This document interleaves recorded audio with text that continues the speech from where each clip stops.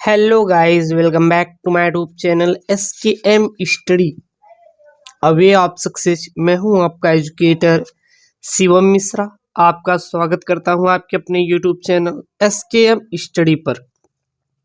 तो यहाँ पे प्यारे बच्चों, जो क्लास 12 बायोलॉजी का है, अध्याय 1 से लेकर 12 तक, जी हाँ, अध्याय 1 से लेकर 12 तक सभी महत्वपूर्ण प्रश्नों को इसमें जोड़ा गया है, जो कि आपके बोर्ड परीक्षा में, जी हाँ, आपके बोर्ड परीक्षा 2022 में पूछे जा सकते हैं। तो वीडियो को लाइक करें, चैनल को सब्सक्राइब करें, और इसका जो PDF है वो टेलीग्राम चैनल SKM स्टडी पर प्राप्त कर सकते हैं। इसका नोट्स तो SKM स्टडी को ज्वाइन कीजिए फटाक से तुरंत, और अपने दोस्तों के साथ एक बार वीडियो को जरूर से जरूर मेरे प्यारे लाडलो शेयर करें, ठीक है।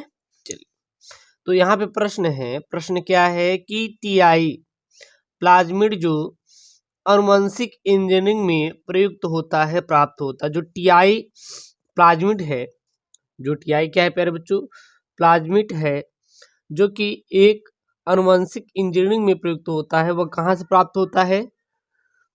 बैसिलस थूरिन जिएंसिस या एस्चेरिकिया कोलाई से, या एग्रोबैक्टीरियम राइजोजिन्स से, या एग्रोबैक्टीरियम ट्यूमी फैंसियंस से। तो यहाँ पे है TI प्लाज्मिड जो आनुवांशिक इंजीनियरिंग में प्रयुक्त होता है, वो प्राप्त कहाँ से होता है? वो होता है प्यारे बच्चों एग्रोबैक्टीरियम ट्यूमी फैंसियंस से प्राप्त होता है। कहाँ से प्राप्त होता है? एग्रोबैक्टीरियम ट्यूमी फैंसियंस से प्राप्त होता है। क्या प्राप्त होता है? TI प्लाज्मिड जो आनुवांशिक इंजीनियरिंग में प्रयुक्त होता है, वह कहाँ से प्राप्त होता है? वह प्राप्त होता है एग्रोबैक्टीरियम ट्यूमी फैंसियंस से में या से प्राप्त होता है। अगला प्रश्न है। प्रश्न क्या है? पारिस्थितिकी सिद्धांत को प्रतिपादित करने वाले वैज्ञानिक का नाम बताइए। यानी कि पारिस्थितिकी सिद्धांत को किसने प्रतिपादित किया था? AG टेंसेले ने, KR स्पोर ने, JD वाटसन ने, FHC क्रिक ने। तो पारिस्थितिकी सिद्धांत को प्रतिपादित करने वाले वैज्ञानिक का क्या नाम है? तो पारिस्थितिकी सिद्धांत को प्रतिपादित करने वाले जो वैज्ञानिक का नाम है मेरे प्यारे लाडलो, वो है आपका AG टेंसले। क्या नाम है प्यारे बच्चों? AG टेंसले जो है वो पारिस्थितिकी सिद्धांत को प्रतिपादित करने वाले वैज्ञानिक का नाम है। तो पारिस्थितिकी सिद्धांत को प्रतिपादित करने वाले वैज्ञानिक का नाम आप बता दीजिए फटाक से। तो आप सीधा बता देंगे कि पारिस्थितिकी सिद्धांत को प्रतिपादित करने वाले जो वैज्ञानिक थे सर, वो थे AG टेंसले।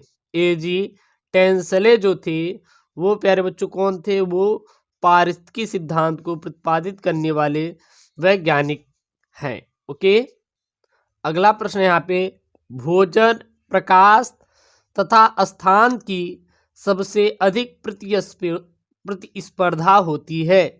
भोजन, प्रकाश तथा स्थान की सबसे अधिक प्रतिस्पर्धा होती है। किसकी होती है?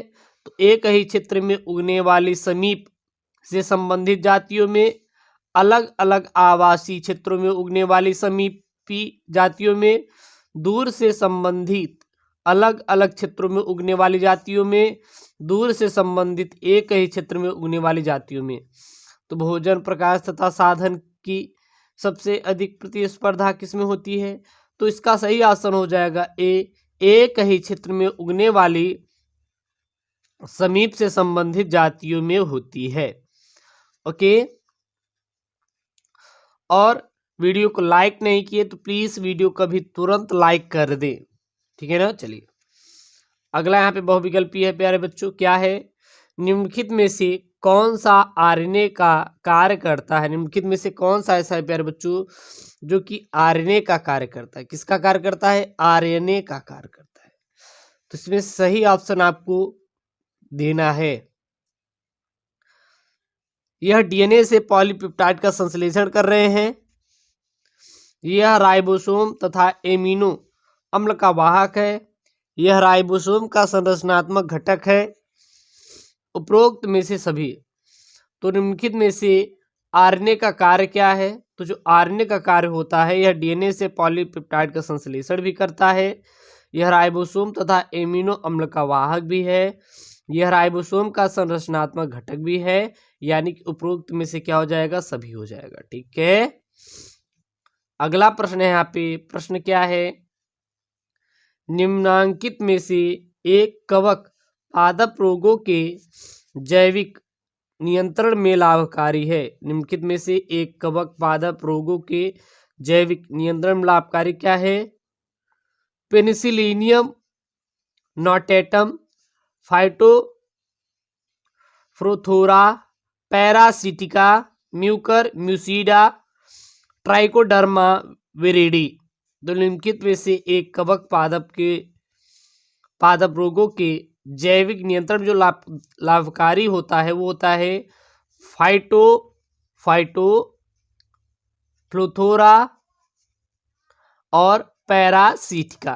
क्या हो जाएगा प्यारे बच्चों? राइट ऑप्शन हो जाएगा।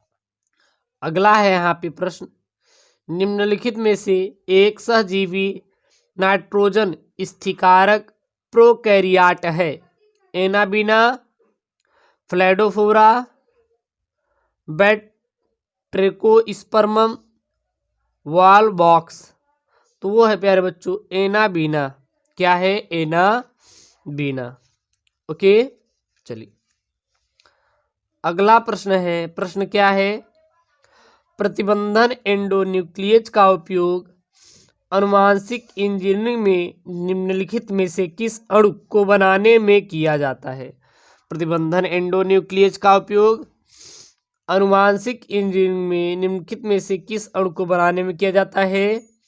डीएनए के पुनर्योजन अणु, आरएनए के पुनर्योजन अणु, डीएनए तथा आरएनए दोनों के पुनर्योजन अणु, या इनमें से कोई नहीं। तो प्रतिबंधन एंडोन्यूक्लियस का उपयोग अनुवांशिक इंजीनियरिंग में निम्नलिखित में से किस अणु को बनाने में किया जाता है? वो प्यारे बच्चों किया जाता है डीएनए के पुनर्योजन अणु, डीएनए के पुनर्योजन अणु। बहुविकल्पी के बाद प्यारे बच्चों आपके अति लघु उत्तरीय प्रश्न आते हैं जो कि बहुत ही प्यारे बच्चों महत्वपूर्ण हैं और बार बार आपके बोर्ड परीक्षा में रिपीट किए जाने वाले प्रश्न हैं। ठीक है, प्रश्न क्या है? जैव प्रौद्योगिकी के कोई दो अनुप्रयोग लिखिए। जैव प्रौद्योगिकी के कोई क्या लिखना है प्यारे बच्चों? दो अनुप्रयोग लिखना है। तो वर्तमान में जैव प्रौद्योगिकी के नवीन क्षेत्र हैं। कहाँ कहाँ पे जैव प्रौद्योगिकी के उपयोग किया जाता है? सबसे पहला कृषि में, दूसरा औषधि निर्माण में, तीसरा चिकित्सा में। तो जैव प्रौद्योगिकी के कहाँ कहाँ उपयोग किए जाते हैं? कृषि में किया जाता है, औषधि निर्माण में किया जाता है और चिकित्सा में प्यारे बच्चों जैव प्रौद्योगिकी का उपयोग किया जाता है। अगला प्रश्न है यहाँ पे, पारजीवी जंतु क्या है? क्या प्यारे बच्चों? पारजीवी जंतु क्या होते हैं और पारजीवी जंतुओं के उत्पादन की एक मुख्य विधि का उल्लेख कीजिए। तो पारजीवी जंतु क्या है और पारजीवी जंतुओं का उत्पादन की एक मुख्य विधि का क्या करना है? उल्लेख करना है।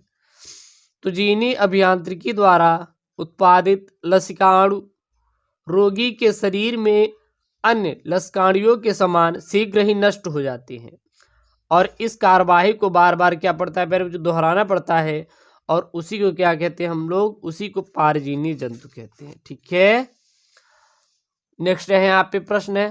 प्रश्न क्या है?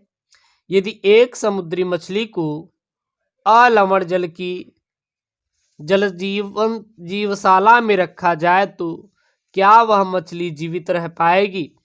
यदि एक समुद्री मछली को अलवण जल की, किसके प्यारे बच्चों? अलवण जल की जल जीवशाला में रखा जाए तो क्या वह मछली जीवित रह पाएगी? नहीं, बिल्कुल भी वह जीवित नहीं रह पाएगी। क्यों नहीं रह पाएगी? क्योंकि समुद्र में रहने वाली मछली समुद्र के जल के अनुकूल रहती है। क्योंकि जो समुद्र में रहने वाली मछली होती है वो क्या होती है? समुद्र के जल के अनुकूल रहती है। अलवणीय जल में आते ही अधोपराशरी माध्यम में आने से पराशरी नियमन की समस्या के कारण वह क्या हो जाती है प्यारे बच्चों, मर जाती है। वो क्या हो जाती है, मर जाती है। अगला प्रश्न है यहाँ पे, वातावरण की वहन क्षमता का क्या अर्थ है। जो वातावरण की वहन क्षमता का प्यारे बच्चों क्या अर्थ होता है, इसका क्या मतलब होता है। तो वह स्तर जिसमें किसी समष्टि की बहुत बड़ी वृद्धि नहीं पाई जाती है, वह वातावरण की वहन क्षमता कहलाता है। वातावरण की वहन क्षमता से क्या अर्थ है, वह स्तर जिसमें किसी समष्टि की बहुत बड़ी वृद्धि नहीं पाई जाती, वह वातावरण की वहन क्षमता कहलाती है। उसे क्या कहते हैं प्यारे बच्चों, वातावरण की वहन क्षमता कहते हैं। अगला प्रश्न यहाँ पे लघुत्तरी प्रश्न है। लघुत्तरी प्रश्न क्या है प्यारे बच्चों, जिन चिकित्सा से क्या अभिप्राय है, उचित उदाहरण से स्पष्ट कीजिए। तो जिन चिकित्सा से प्यारे बच्चों क्या समझते हैं, और यहाँ पे उचित उदाहरण देकर आपको समझाना है। तो सबसे पहले जानते हैं जिन चिकित्सा होता क्या है, जिन थेरेपी। इसके अंतर्गत त्रुटिपूर्ण जिन्स में अवांछित न्यूक्लियोइड के स्थान पर वांछित न्यूक्लियोइड को जोड़ा जाता है। एंजाइम चिकित्सा में आवश्यक एंजाइम को प्रविष्ट कराकर रोगों से निजात पाया जाता है। जिन चिकित्सा में त्रुटिपूर्ण या अवांछित जिन को जीनोम से हटाया जाता है, जो यहाँ पे अवांछित जिन होता है उसको क्या करते हैं, जीनोम से हटा देते हैं, और वांछित जीन्स को प्रविष्ट कराया जाता है। एंजाइम चिकित्सा में जिन विशेष एंजाइम की अनुपस्थिति में कार्य नहीं हो पा रहा है, उसी एंजाइम को प्रविष्ट कराकर कार्य संपन्न किया जाता है। इस कारण से पुनर्संयोजी डीएनए प्रौद्योगिकी भी कहते हैं। अब बात करते हैं यूजेज यानी कि इसके उपयोग की।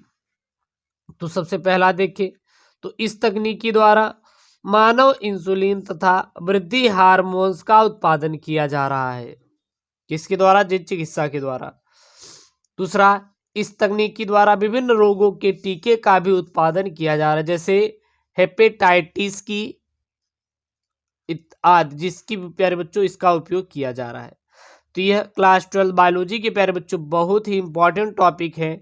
इन टॉपिक को जरूर पढ़ के जाइए, और यहाँ से प्यारे बच्चों बोर्ड में 100% गारंटी के साथ प्रश्न आएंगे। इसका नोट्स आप टेलीग्राम से डाउनलोड कर सकते हैं, और अपने दोस्तों के साथ वीडियो को जरूर शेयर करें। ओके दोस्तों, थैंक यू, जय हिंद।